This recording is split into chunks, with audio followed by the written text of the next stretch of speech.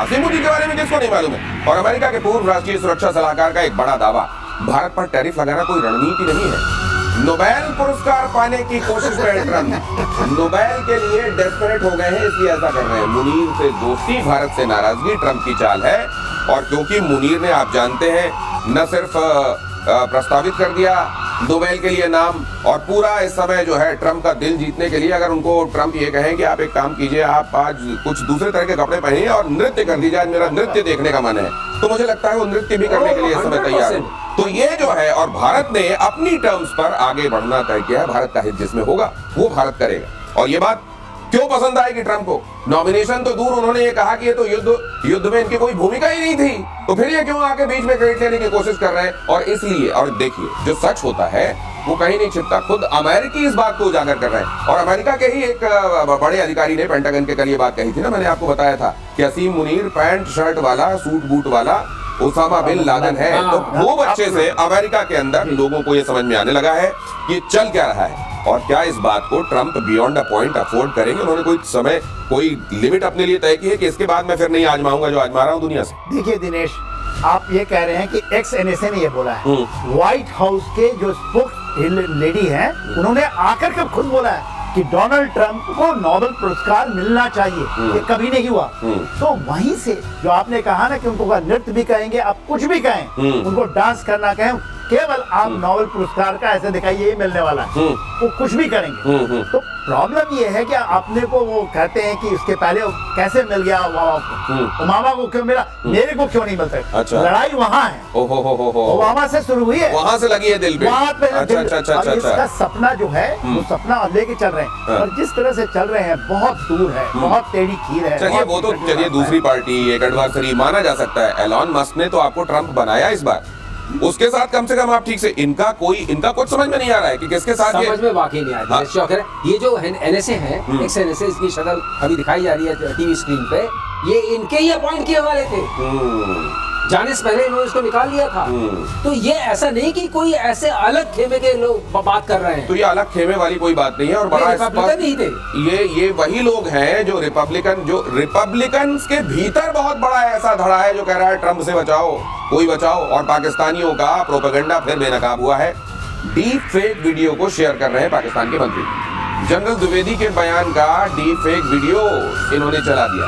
AI की मदद से बयान को डिजिटल तरीके से एडिट किया गया। ये देखिए क्या किया है उन्होंने एक वीडियो ऐसा कर दिया एआई की मदद से उसको एडिट। और ऐसा पहली बार नहीं है, इन्होंने एआई की मदद से, पहले भारत ने जब सबूत दुनिया के सामने रखना शुरू किया कि देखिए हमने कैसे वहां के टेरर इंफ्रास्ट्रक्चर को तबाह किया है, इनके पास कुछ दिखाने के लिए था नहीं। अब इन्होंने इसी तरीके से तब कुछ फर्जी तस्वीरें सामने लगा दी। ठीक है, वहां का जो ये दस्ता है जिसको ISPR आप कहते हैं, वो तो झूठ फैलाने में लगा हुआ है, लेकिन मंत्री इसको ट्वीट कर रहे हैं डीप फेक वीडियो। और वहीं का अखबार डॉन इसको एक्सपोज कर रहा है कि ये क्या झूठ फैला रहे हो, मंत्री होके भी तुम ये कर रहे हो। सर कम से कम अपने यहाँ चुल्लू भर देख लें। देखिए दिनेश, पानी बचा नहीं। आप उस देश की बात कर रहे हैं जो बुनियादी झूठ पे, पूरी बुनियाद झूठ पे। तो ये यदि डीप फेक कर ले, बड़ी बात है, इसको बताइए। देखिए नहीं, बुनियाद झूठ पे, बुनियाद झूठ के इसलिए उन्होंने कहा कि आपको हमारे तो हमारे अखंड भारत का हिस्सा, ये मैं मानता हूँ, और अखंड भारत का हिस्सा मेरा सपना ऐसा है जिंदगी में ना पूरा हो कि ये हमें मिलना चाहिए। क्या परिस्थिति थी, हो गया है। जो उन्होंने उस समय कहा था और इन लोगों को समझाया था, वो उसी रास्ते में चल रहे हैं, कहीं नहीं है। उस समय उन्होंने ये उनको समझाने की चेष्टा की थी कि यदि हम निकल जाते हैं इधर से तो हम आपके लिए काम करेंगे, क्योंकि आप स्ट्रैटेजिक लोकेशन जो लिया उन्होंने, वो ईस्ट एंड वेस्ट दोनों, यदि इस पाकिस्तान का भी स्ट्रैटेजिक लोकेशन है जिसको भारत ने छीना फिर छोड़ दिया।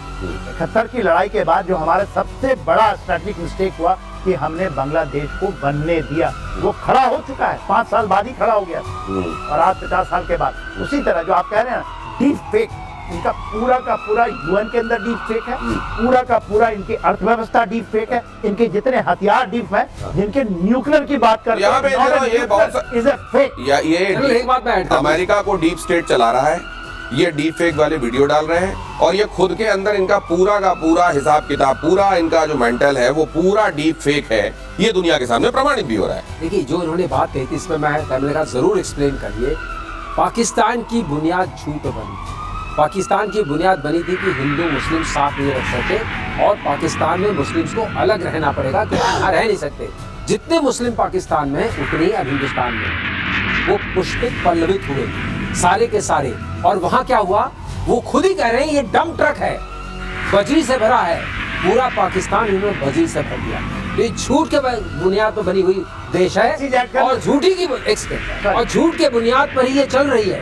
तो ये डीप फेक आप जो देख रहे हैं आई जनरेटेड है, शक्ल किसी की, बात कोई और जो आप कहना चाहते हैं और उनका अपना पेपर बना कर रहा है। अब बताइए जोड़ी आप एक चीज ऐड करना, डॉन को कहीं इसके नतीजे तो नहीं भुगतने पड़ जाएंगे, ये भी बताइए। हाँ, एक चीज ऐड करना, आप बताइए, हमारे प्रधानमंत्री ने सदन के पटल से कहा 1000 मिसाइल ड्रोन 9 तारीख की रात को हमारे ऊपर आए। वो डीप फेक ही होगा ना, एक भी नहीं पहुंचा। ऐसा कहीं हो सकता है, आज ने कहीं, मैंने नहीं सुना। 1000 मिसाइल ड्रोन आप एक सीमा के इस तरफ नहीं आए तो डीप। अरे सर, बच्चों वाले खिलौने वाले ड्रोन होते हैं ना, वो भी तो उड़ाए जा सकते हैं ना। फेक जिसमें कोई दम नहीं था, आपने 1000 भेज दिए इसलिए क्योंकि आप गिनती बताना चाहते थे, दिखाना चाहते थे कि देखो मेरे पास इतना सारा जखीरा है, और वो सबके सब फुस पटाखे थे और भारत ने स्थापित कर दिया। और ऑपरेशन सिंदूर के दौरान F-16 फाइटर गिराने के सवाल पर बोला अमेरिका ने कहा हमें नहीं पता, पाकिस्तान से पूछिए। अमेरिकी विदेश मंत्रालय ने कहा आप पाकिस्तान सरकार से पूछिए कि उनके F-16 फाइटर जेट मार गिराए गए हैं या नहीं। Air chief marshal AP Singh ने कहा था कि भारत ने F-16 समेत पाकिस्तान के 5 लड़ाकू विमानों को मार गिराया था। अब इसमें देखिए आप थोड़ा सा थोड़ा ही है, बताइए। इन्होंने चीफ ने ये कहा था कि हमने 5 फाइटर एयरक्राफ्ट गिराए हैं और चूंकि जकोबाबाद में F-16 होते हैं और आपके सरगोदा में F-16 होते हैं, दोनों जगह है और हमने दोनों के हैंगर्स को हिट किया था, तो ये वाले जमीन पर शायद गए हैं। अच्छा, ये बात है। इसीलिए इस बात को पाकिस्तान ने मना किया, लेकिन अमेरिका ने मना नहीं किया। 2019 में अमेरिका ने कहा था कि हमारा F-16 का लॉस नहीं हुआ है। उसका रीजन ये है कि वो कॉम्बैट लॉस था, मतलब MiG-21 बाइसन से उसको मार दिया था। लेकिन अगर जमीन में मारा गया है तो उसकी बात यह है कि आपका जो एयर डिफेंस नेटवर्क था, जो HQ-9 प्राइमरली था, वो डिफेंड नहीं कर सका, वो चाइनीज था, और आपकी जो व्यवस्था थी वो पाकिस्तानी थी। इसका मतलब पाकिस्तानियों को न तो कुछ रखना आता है और चाइनीज, और दूसरी बात चाइनीज फेल कर जाते हैं। तो अब आप अगर ग्लोबल स्टेज में देखिए तो चाइनीज वेपन्स हैं या अमेरिकन वेपन्स हैं, रशियन तो थोड़े रिस्ट्रिक्टेड हो गए हैं। तो अब वो अपने कॉम्पिटिटर का पिटाई करने के लिए अमेरिका ने शांति चुप्पी साध दी।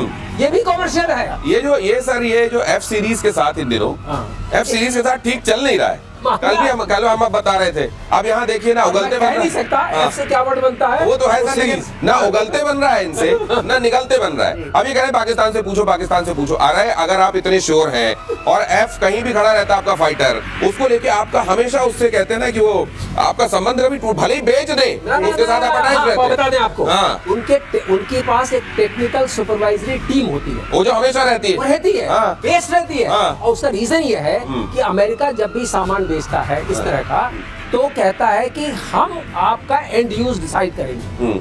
ये F-16 जो दिए गए थे वो अगेंस्ट टेररिज्म दिए गए थे।